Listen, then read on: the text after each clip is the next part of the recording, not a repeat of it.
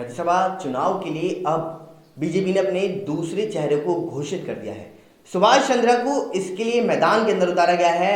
वह एक बिजनेसमैन है और साथ ही आप सभी को बता दें कि इसमें उपनेता प्रतिपक्ष राजेंद्र राठौड़ की यह खास बताए जाते हैं। साथ ही अभी बातचीत करें तो राज्यसभा चुनाव के अंदर बीजेपी के 2 उम्मीदवार मैदान में आ चुके हैं और अब इसको लेकर के तैयारियां जोरों शोरों से चलती हुई नजर आ रही हैं। हाल फिलहाल अभी क्या अपडेट से सामने आ रही हैं, सीधा दिखाते हैं हमारे इस रिपोर्ट में। राज्यसभा चुनाव के लिए भारतीय जनता पार्टी वरीयता के हिसाब से हमारे पास में 30 वोट अधिशेष थे। पिछली बार भी हम लोगों ने दूसरा उम्मीदवार खड़ा किया था।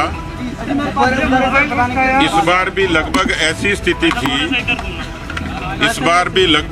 स्थिति थी और हम लोगों ने केंद्रीय नेतृत्व से यहाँ पार्टी के सभी नेताओं से सलाह मशवरा करके पार्टी के प्रथम वरीयता के अधिकृत उम्मीदवार के तौर पर श्री घनश्याम तिवारी जी को उम्मीदवार बनाया है और उनका नामांकन विधिवत रूप से 2 सेट में आज दाखिल किया है। और उसमें आदरणीय गुलाबचंद कटारिया जी, मैं स्वयं, वसुंधरा जी, राजेंद्र राठौड़ जी, ये हम सब उनके प्रस्तावक हैं। राजस्थान की राजनीति में और इस विधानसभा में हमारे पास में जो दूसरी सीट थी उसके लिए हम लोगों ने श्रीमान सुभाष जी का समर्थन किया है। हमारे 30 के 30 पार्टी के सदस्य वो सुभाष जी का समर्थन करेंगे और इस समर्थन के साथ भारतीय जनता पार्टी के जो तमाम इस तरीके के विचारों से साम्यता रखते हैं, समर्थक हो सकते हैं, क्षेत्रीय दल हो सकते हैं, उन सब से हमने एक विनम्र अपील की है कि पिछले 3 वर्षों में 42 महीनों की जो राजस्थान की कांग्रेस पार्टी की अराजक सरकार है, आज किसान कर्जा माफी के कारण नहीं होने के कारण तंग है, जमीनें नीलाम हो रही हैं, बेरोजगारी राजस्थान में सर्वाधिक है, इसी तरीके से भ्रष्टाचार चरम सीमा पर और कानून व्यवस्था पूरी ध्वस्त हो गई। तो हमने जो शेष दल हैं, जो शेष निर्दलीय हैं, उनको ये अपील की है कि इस अराजक सरकार के खिलाफ भारतीय जनता पार्टी के समर्थित श्री सुभाष जी को वो मतदान करें।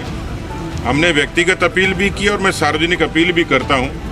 मुझे पूरा भरोसा है कि जिस तरीके से कांग्रेस के भीतर अंतर्कलह है और कांग्रेस की इस अंतर्कलह के कारण राजस्थान की गवर्नेंस पर इसका असर पड़ा, इस राजस्थान की प्रजा को भुगतना पड़ा, तो ये तमाम उन लोगों को जो राजस्थान के किसानों से ताल्लुक़ रखते हैं, बेरोजगारों से ताल्लुक़ रखते हैं, राजस्थान की आवाम से ताल्लुक़ रखते हैं, उनके लिए एक ऐसा अवसर है जब इस भ्रष्ट और अराजक सरकार को सबक सिखाया जाए।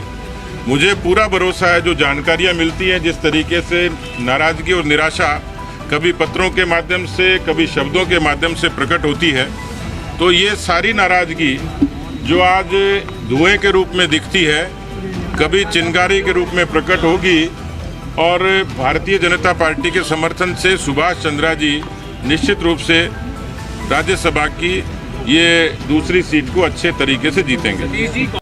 फिलहाल देश और दुनिया की तमाम बड़ी खबरों के लिए इतना ही। बने रहिए न्यूज़ 19 के साथ। नमस्कार।